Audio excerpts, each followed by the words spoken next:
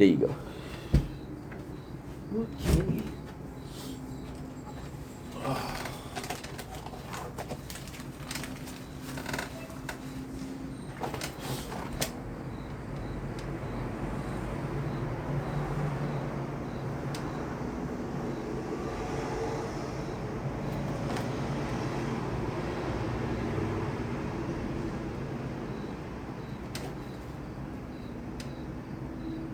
Don't blink. It's your blink.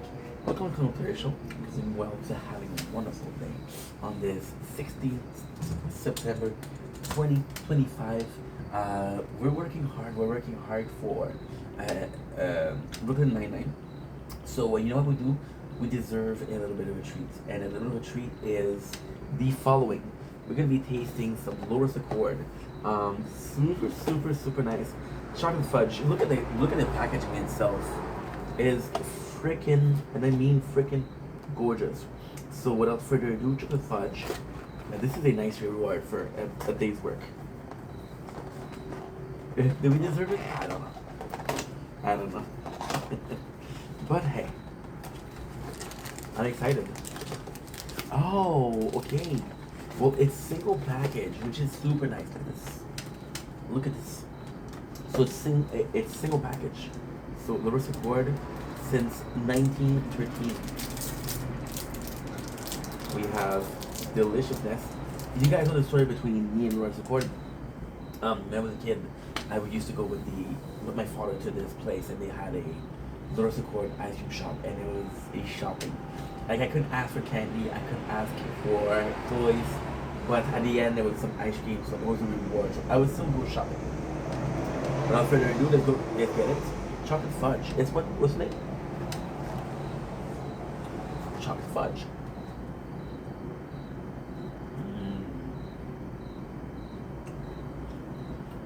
That is so good. Because it's literally like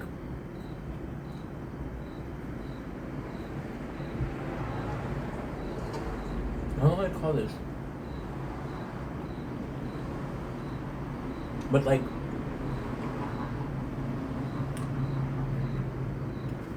in French we call it sucre à la crème. Sucre à la crème in English. Sucre à la crème. There has to be a word for that. Sugar with cream. So it's like a French meal. What you do is you have cream that you beat up until it becomes kind of like a butter, if you will. It's very similar to that. It's a really, really nice thing. You know, the texture is kind of soft, but at the same time, it's not gooey. It's not. It's literally like a pastry without the flour.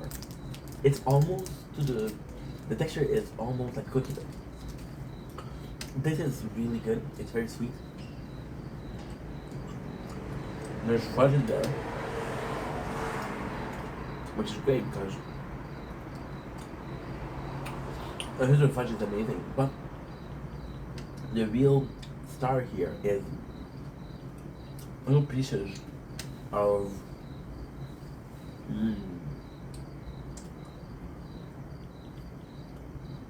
chocolate chip that comes and add a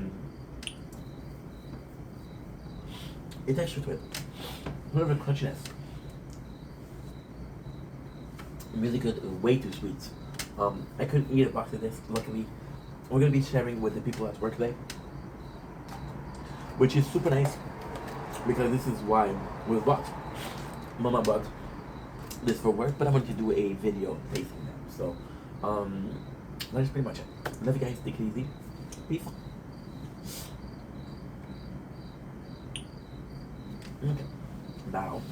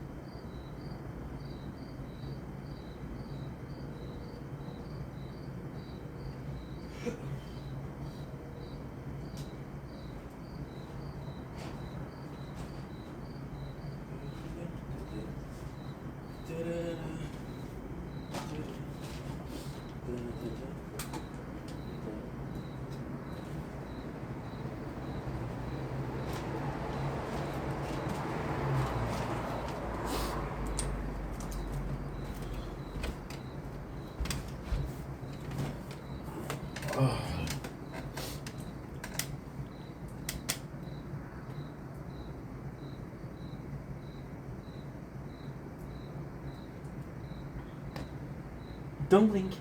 It's your boy Ink. Welcome to the show.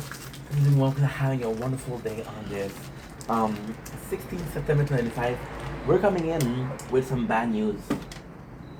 I gotta admit, I'm super tired. It is 11:29 of the 16th of September. Brooklyn Nine-Nine leaves the... Oh, fuck. Give me a second. God damn it.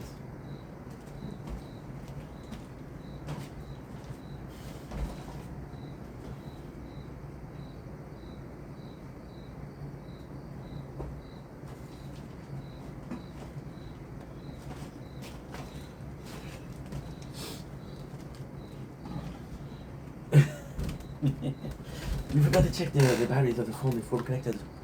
This is a good start. We just started making videos. Brooklyn Nine-Nine leaves the Netflix store in about 2 days, which is natural. It leaves in 10 minutes. We officially failed the challenge to do a whole recap. Plus I'm tired, so I'm not gonna try I'm gonna do what I can do until it leaves, but I'm not gonna try to do more. Now, we failed. Again, I made a video about why we failed. You know what? When I was, like I said, when I wasn't able to do Lost, I was really disappointed with myself. With Brooklyn Nine-Nine, it's a bit less of a disappointment because I did watch the show already.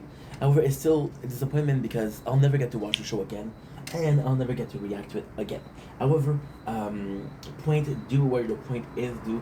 We did. We're gonna be finishing at least 4 seasons, so that's more than half the show. Points due where points are due. You know what? I'm actually pretty happy with the amount of work I put in the last couple of days.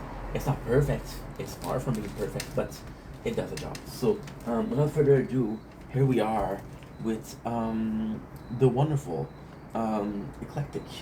By the way, ooh, oh, that's so cool.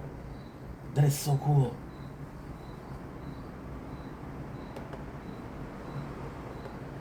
Preview.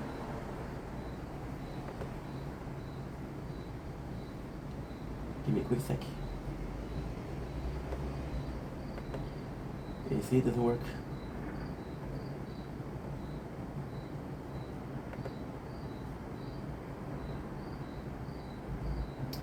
We have a file to repair.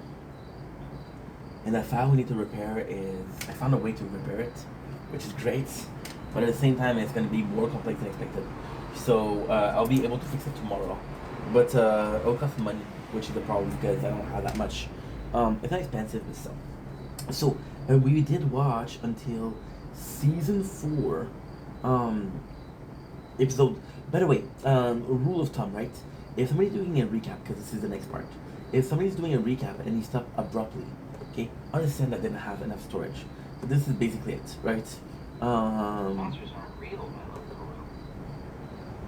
So what I'm gonna do, we're gonna do all of it. We are reaching season 4, episode 6. You know what? If I can do it till season 4, episode 6, I will be very, very, very happy. And we don't have that much left. We have Paranoia. I think it's Paranoia. I don't know where we stopped. Oh yeah, there you go, perfect. So we have Paranoia, which is season 3, episode 20. There's 3 more episodes for season 3. Then we'll have to do 5 episodes. Now, I lied. When I say that we reach season 4, episode 6, it's not true. I saw season 4, episode 6, but it's not season 4, episode 6. It is season 4, episode 5, because we watched 5 at the end. And this is cool because we did watch the ending of the heist. Okay, good. So we have Rosa saying goodbye to Pimento, And I gotta say, like I was talking about, you really believe in Rosa. It feels genuine, right? I gotta say, Amy and Jake characters, Melissa and Andy characters they have a lot of chemistry. Rosa and Pimento has this insane energy. I'm gonna talk shit about the actor that plays Pimento. Um, you get typecast a lot, so it's always one of the crazy dude, and it's just because I think he has a lot of range. I saw him on a Crow show, and a House of Pimp, and a House of Prostitute, to be honest, and a House of Gigolo, which was really funny. So the coolest thing is we have the whole precinct that says, listen, if there's people from the FBI, we're gonna have to do it alone. This is a mission for the 99. Pimento is of the 99. We're gonna be saving Pimento because he is of the 99. So at the same time, it's really cool to see because they have his back. But it's a bit weird because he's been there not for long, and let's just say that the time that he's been there, it hasn't been all peaches and rainbow, you know. But hey, that's the way they see it. That's the way they see it. I'm gonna be honest with you guys. If I can reach season 4 till 5, if I can finish all I watch, I'll be very happy. I'll be very happy. Good plan, Scrubs. I nailed it. That's all. So this is super cool. Cold open. Captain Old wants to meet in secret and a secret position, which is one of the dumbest cold opening, but it's also one of the funniest. So he does a riddle, and you have to find the riddle, and you have to execute the riddle to get to the secret meeting place. Jake, Gina, Terry, Scully, and Hitchcock end up in the same place. The only people that got it is Amy. Now, why is that a stupid thing? Because the hideouts, if you will, and you will, the hideout is exactly where last episode ended. So you're like, dude, I kind of knew where it was, right? So it's kind of stupid, but at the same time, hey, it's a fucking show, bro. It's a fucking show. Let's get into it. We have. A white woman in prison in Texas? She must be right. She murdered 3 people. And she knows it. Perfect. So now they're trying to fix Figgis, and it's kind of nice because it seemed like a case, and also which is cool with B99 is they take some liberty because a crime can be committed, but it doesn't mean like how can I say that? You take liberties, for example, the Sulfur Pimento, and now they say there's corruption. There's corruption in FBI, and you're like, holy shit, look at this goes far, right? It's not a mission. It's not one of their quests. Look at me talking all on RPG. It's not one of their goal to catch who is the bad guy and the 99. But at police, it's kind of important that they do find the bad guy because again, it's a police show, right? Can we agree on that? We can agree on that. That's awesome. Okay, cool. So we have alt that says the person that's the closest to Phineas is his sister. And his sister is the sister of Tony Soprano and The Sopranos. So I just wanted to play it out. I just wanted to put it out there because I thought it was kind of cute. I thought it was a fun little thing, You know what's insane?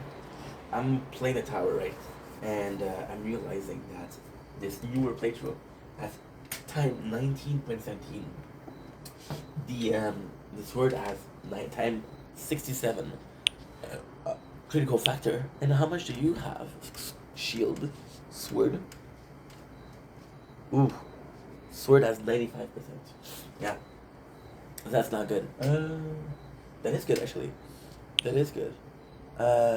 Critical factor. That's 54. Okay, so the best one is this one. Okay. Cool. This is the strongest. So there you go, the sister. Now she's in a prison. The funny joke here is that she is. This is actually a really cool episode. This is a really good episode. The funny thing is, there's a joke as she's a white woman and she must be bad, and then she killed 3 people.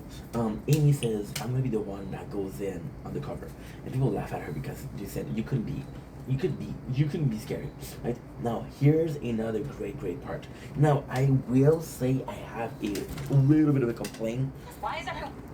But it's not a big deal. The complaint is very much not so much of a big deal.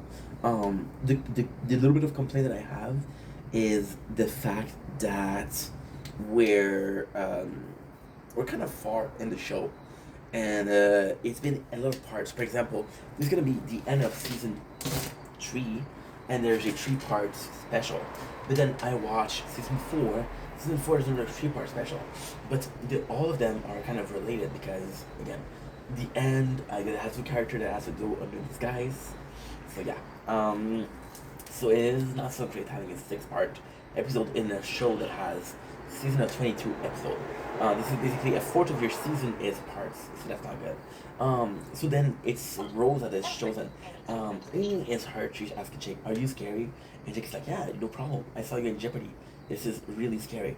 So they go in with Rosa, and Rosa, this is really cool. This is really cool. They make her pregnant. So there's 2 reasons for that, and this is very smart.